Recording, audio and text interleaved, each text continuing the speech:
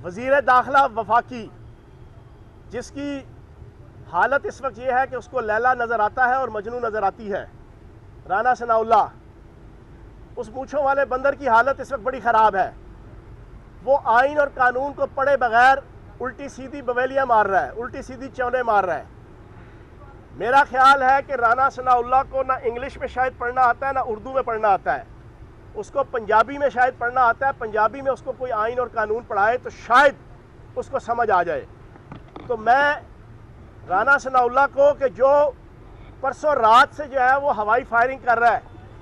اور پانی سے پکوڑے تل رہا ہے کہ پنجاب کے اندر گورنر راج لگانے کے لیے وزارت داخلہ کے اندر سمری تیار ہو رہی ہے۔ میں نے کل اپنے ویلاگ کے اندر بھی اور کچھ ٹی وی چینلز میں بھی یہ بات رکھی۔ آج میں اس میڈیا ٹاک کے ذریعے سے پنجاب اسمبلی کے باہر جس اسمبلی کے اندر وہ گورنر راج لگانے کی بات کر رہا ہے اس کے سامنے کھڑے ہو کے میں پوری پاکستانی قوم کو اور میڈیا کو بتاؤں گا، پاکستان کے آئین کے اندر دو شکے ہیں۔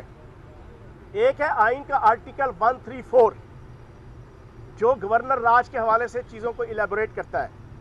دوسرا آرٹیکل ہے 112 جو گورنر کو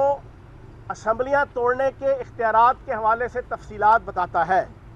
ان دونوں کے تناظر میں رانا ثناء اللہ، آپ بھی سن لو، اردو میں بتا رہا ہوں، سمجھ آنا، انگلش میں نہیں بتا رہا، اردو میں بتا رہا ہوں۔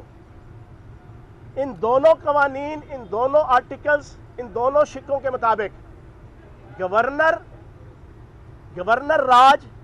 لگانے کے لیے اسمبلی صدر مملکت کی منظوری کے بغیر نہیں توڑ سکتا،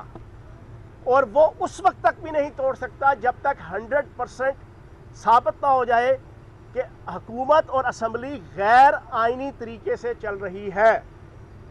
غیر آئینی طریقے سے اگر اسمبلی چل رہی ہوگی تو صدر مملکت کی اپروول کے ساتھ گورنر کے پاس اتھارٹی ہے، لیکن اس کو بھی کچھ آبلیگیشنز کے ساتھ رکھا ہوا ہے، کچھ ہرڈلز، کچھ بیریئرز، کچھ کنسٹرینٹس ہیں۔ وہ کیا ہے کہ صدر مملکت کی اپروول کے ساتھ گورنر اسمبلی توڑنے کی سمری 15 دن کے اندر اندر سپریم کورٹ کے سامنے ریفرنس کے طور پہ پیش کرے گا، اور سپریم کورٹ 30 دن کے اندر اندر اس ریفرنس کے اوپر فیصلہ دینے کی پابند ہوگی۔ اور سپریم کورٹ کی آخری اتھارٹی ہے کہ صدر مملکت کی اپروول سے گورنر کی بھیجی ہوئی ریفرنس، اس کے اوپر وہ فیصلہ کرے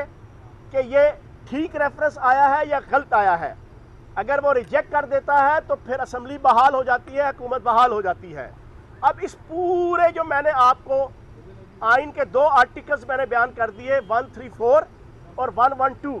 اب کہیں پہ رانا ثناء اللہ کے وزارت داخلہ کا تذکرہ ہے؟ کہیں پہ بھی نہیں ہے۔ تو میں یہ سمجھتا ہوں رانا ثناء اللہ پرانی چولے مارنے کے عادی ہیں، منشیات فروش ہیں، قاتل ہیں، ہر قسم کی اعلیٰ اور عرفہ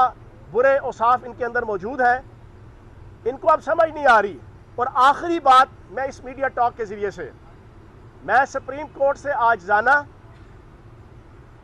درخواست کروں گا کہ پچھلے 5 دنوں میں بیگم صفدر اعوان کی قیادت میں اس پوری